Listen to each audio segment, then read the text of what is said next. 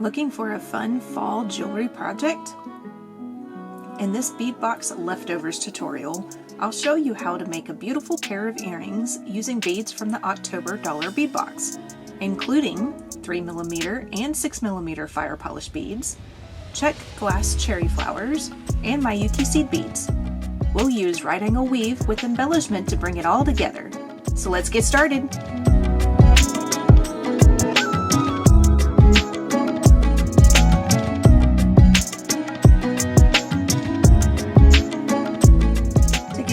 With the earring, you'll need to get some thread onto your needle. I'm using a size 11 needle today, and then I'm using the Wildfire 0.006, and I have the beige on my needle today because of the lighter colors of beads that we're using. Now, what we'll end up doing first is we'll do the right angle weave around the outer edge of the earring. We'll come back, we'll do the steps on the inner edge to make it a little bit more tighter, a little bit more firmer to be able to hold on to. Then we'll move back out to the outer edge again, add our little flowers, and then complete the earring. The great thing about this project is that if you don't have these specific beads, you can still follow along. All you need is any type of 3mm size bead, any type of 6mm size bead, 11 OC beads, 15 OC beads. And these flowers, if you want to do the flowers and you don't have something similar to this at home, you can use bead caps. Bead caps sometimes have a really interesting, neat design on the inner portion of the bead cap, and they would look just as similar as the flowers. So it's options that you can follow along if you don't have these same colors, or if you want to do a different color. So to start off, we're going to do our right angle weave. We're going to pick up an 11-0, 3mm, 6mm, 3mm, and an 11-0. So that is going to be our sides of our right angle weave. So that's side number 1, so we need to do this 3 more times. So 11, 3, 6, 3, and 11 is side number 2. 11, 3, 6, 3, 11 is side number 3. 6, come on now. 3 and 11 is side number 4. Alright, so once you have all of your beads onto your thread, go ahead and pull it all the way down to the end of the thread until you have just a comfortable amount to hang on to, which is usually about like that, about 3 or 4 inches worth or so, something like that, just whatever you're comfortable of holding on to. Now I'm going to go back through this first section. So the 11, 3mm, 6, 3mm, and the 11, and then come out before I go through the next one. What we're going to do now is we're going to add some 15s in between our 11-0s.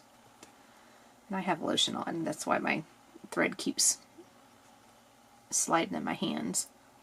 So pick up a 15 and then proceed through that next side. So the 11, the 3, 6, 3, and the 11. So this little part, that's all we're going to do, is we're just going to add 15s in between. This, for one way, helps to get another thread path through this outer edge of the right angle weave. Helps to kind of make it a little bit more stable, and then it'll also help here in a few steps when we go back through and add our flowers. So we're going to run all the way around this and then add in our last 15. And then instead of going all the way through, I'm going to come out through that 6mm bead. So I'm adding the last 15, but I'm coming out the 6mm bead. Now this next step, we're going to start adding some beads around the 6mm, so that way after that we can come back and finish the interior portion. So the 6mm are going to get a 15 to 11s, 15 to 11s, and a 15. So those are your beads. So we're coming out of the right hand side of that 6mm bead. We're going to go from the left to the right. And if you catch on to some of the other beads, that's perfectly fine, because we're going to go through all the way to the next 6mm. If you want to skip those 15s that we just added on this last little step, perfectly fine, because we're about to come back through and put some more thread paths through those 15s. So I would suggest, if you can, go ahead and skip them. If your needle catches onto it, it shouldn't be too much of an issue because we're only going to put a couple more thread paths through the 15s. So I'll do this one more time and then let you do it on your own. And the neat thing about this project is this is a project that I came up with when I was doing one of my lives. I started doing lives recently, and I do them every other Thursday. I will have my next one on November 20th at 2 p.m. Central Time. And we just sit down, we have fun, and have a cup of coffee if you want to have a cup of coffee, and just bead along. I just was beading and talking to some of my people that were watching and came up with this idea. So that's where this idea came from.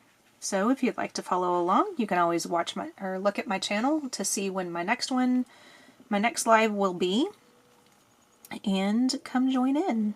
Would love to hear from you. Love to know where you're from, what projects you're working on, things like that. Alright, and then since I was talking through all of that, I'm just going to go ahead and finish this last little section. And then we'll get that next part done, and then I'll break off and let you get caught up. Then that way, if you're trying to follow along, then I'm not getting too far ahead to where you're like, wait a second, what am I doing in this step?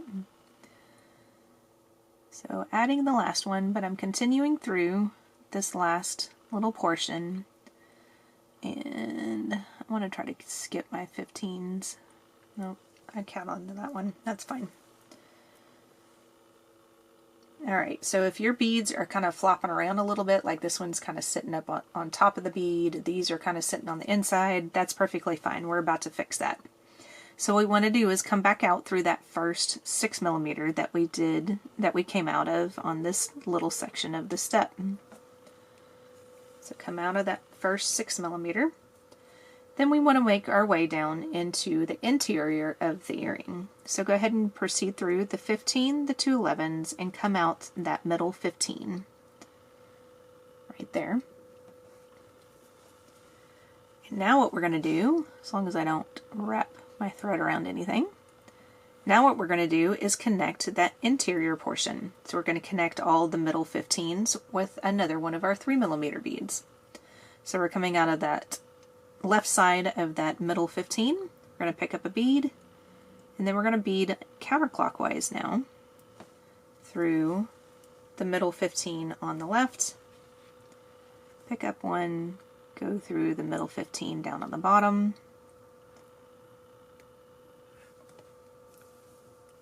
and then pick up another, go through the middle 15 on the right, and then end with picking up your last one and going through the middle 15 in the center. Now I would suggest, after you get through this 15 one more time, I would suggest to go through these 4 beads that we just added one more time at least. You can skip the 15s there again if you wanted to make it a little bit more tighter, or you can just go through the 15, the 3mm, and so on and so forth, whichever you prefer, but I would suggest to at least get one more thread path through these beads. I will meet you back by going through all of these beads. I'll continue through this 15.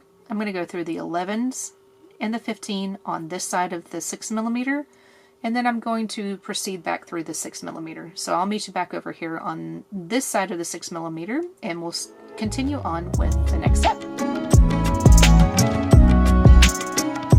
When you finish that portion, you should be coming out of the right hand side of that 6mm bead there on the top. In this step, we're going to proceed through these beads and come out of the 15-0 that is to the right of all of this. So now we're going back in a clockwise fashion. And this is why I was suggesting if you can skip your 15s, then it'll make it a little bit easier to get all your thread paths through it and everything. If you didn't skip all the 15s, like I think I didn't go through, I think I went through this one and I didn't skip it, That's perfectly fine. It's still probably going to work. It's just one of those things that you just want to make sure you're not getting too many thread pass through your 15s. Now we're going to add our flowers. Now our flowers have an inside portion of it and an outer portion of it. So it's kind of like shaped like a little bowl.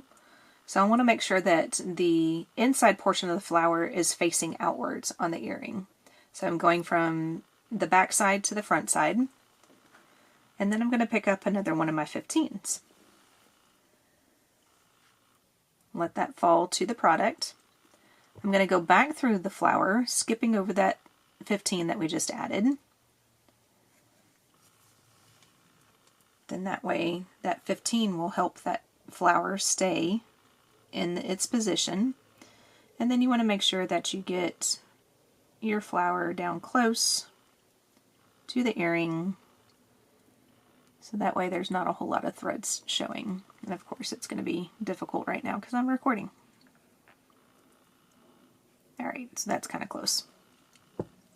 So now if you remember, we were coming out of this right hand side. Oop, that's not in focus. There we go. We were coming out of this right hand side of the 15-0. To complete the round, we need to still bead in a clockwise fashion, so we need to go from the left to the right through that 15. That way you have a thread path on both sides of that 15-0. And I'm making sure, okay, yep, things were twisted. So there we go. And it should look something similar to that. And then that's how your flower will look on the front. So now we're going to proceed through all the beads along the edge again. So go through the 11, the 3, the 6, the 3, the 11, and then come out the next 15. And if you can't make it in all one pass, it's fine. Just do what you can and then proceed through. Pick up your next flower from the back to the front. Pick up another 15. Go back through your flower, trying to keep your flower as close to the earring as possible. And then if you need to, you can do what I was doing just a minute ago. You can always hold on to the seed bead with your left hand or with your other hand and then pull on the thread, and that should get your flower to move a little bit closer to the beadwork if you need it to. And then we're going to proceed back through from the left to the right of that 15-0 to complete that. So that's all we do on this step of the earring. So go ahead and proceed through and do your last 2 steps here, and then meet me back and I will show you how to add your wire guard and your ear wire, because we are almost done. When you get done adding your flowers, your earring should look something similar to this. Now this is the last flower that I added, so I proceeded through the outer portion of the right angle weave, and I'm coming out of the 11-0 that's in between, or just before the 15 that we added our flowers on. And the reason for that is that we're going to add an extra 11-0 to the back here, so that way our wire guard has something to hold on to. So you see how I have 3 11-0s sitting there? My 15 is still sitting there. You can see it right there. So my 15 is still there. It's just that I added that extra 11-0 so that way we can add the wire guard and have something going through that rather than potentially breaking your 15-0 beads. So to do this, we're going to pick up another 15. No, sorry, another 11. So we're coming out of the 11-0 that's over here on the right hand side. We're going to skip over that 15 and go through the 11-0 on the other side. Go ahead and proceed through the 3mm and the 6mm. So I'm coming out of the 6mm right now. And what we're going to do is we're going to work ourselves through our beadwork to get back up here to this 11-0 that we're adding right now, so we can add our wire guard. Then when you do that, the 11-0 kind of sticks out just a little bit, but it'll be perfectly fine because the wire guard's going to be partially hidden by that flower anyway. So now we're coming out of that 6mm bead. We're going to go through the 15 and the 2 11s down here in the center portion. Go ahead and go through the 15 the center 15. Then we're going to proceed through the 3mm, go through the next 15 that's there in the center, and then we're going to go up the 2 11s and the 15 on the other side. Alright, and that's getting kind of tight. That's probably where I had some extra thread at. So now I'm going through the 2 11s and the 15. They're on the other side of this 6mm. Then we're going to go back through the 6mm and head towards the corner where we just added our 11-0 to add our wire guard. Now if you don't want to add a wire guard, that's perfectly fine. You can use a loop of seed beads, but I would still suggest to put an extra seed bead there and not use your 15s to do your loop. So that is how it should look now. So now we're going to add our wire guard. If you're not familiar with a wire guard, it is a horseshoe shaped item that has 2 holes down here at the bottom, and then up here at the top there is a channel to where your thread will sit, or your wire if you're using wire. I usually don't use these in wire projects. I usually use them in thread and needle projects because it helps to keep the thread from fraying so much from wear and tear. So we're going to go up one side of the wire guard, pull this down to the product, then we're going to go through the other side. Things are getting all wonky in my hand, sorry. So now we're going to go down the other side of the wire guard, and this is how I add my thread whenever I use wire guards. I pinch the wire guard in my thumb, in between my thumb and my index finger, and then I just slowly pull the thread until the thread sits there in the channel of the wire guard, just like that. So I'm going to pull it a little bit closer to the product. Then we're going to wrap through that one seed bead that we just added, that 11-0. With this being an earring, you can probably only need to put just one thread path through it. I almost always put at least 2 thread paths through my wire guards, just because there will be a little bit of thread or wear and tear right here at the edge of the wire guards with your thread. So I usually put at least 2 thread paths through it, even if it is an earring. But we're just doing the same thing, going the same way. Go up the one side, pinch it in your fingers, allow the thread to go down into the channel, and then proceed back through the 11-0 again. So now what we need to do is get over here to where the starter thread was at. You can do that in several different ways. I think I'm just going to make it easy on myself. I'm just going to go through the outer edge if I am able to, because there is a lot of thread through some of these beads. So we're going to go through the outer edge. I'm not going to go through those 15s because I am afraid I'm going to break one.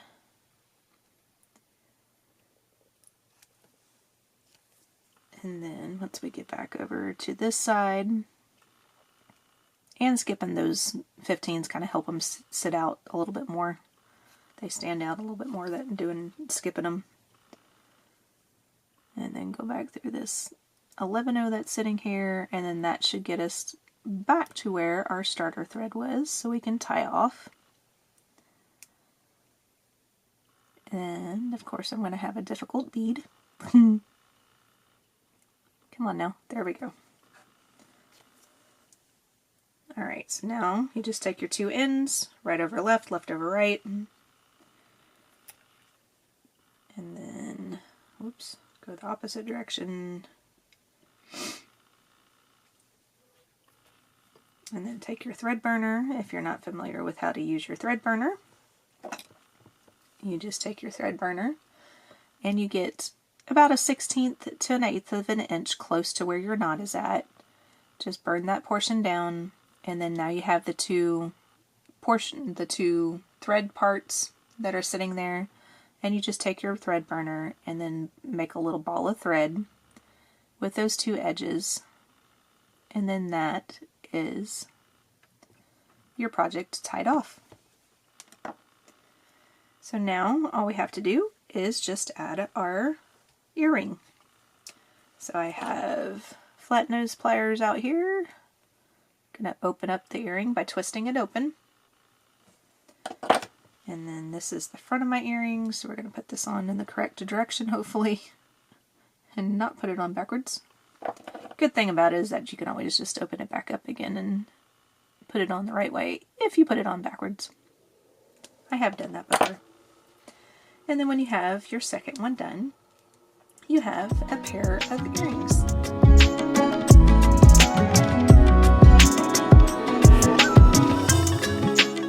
And that's how you can turn a few leftover beads into a beautiful pair of fall-inspired earrings. I love how the fire polish and Czech glass flowers work together for that warm seasonal glow. If you enjoyed this project, be sure to like, subscribe, and share. It really helps the channel grow and keeps more bead box leftover tutorials coming your way. I've got more cozy fall-inspired designs on the way, so stay tuned.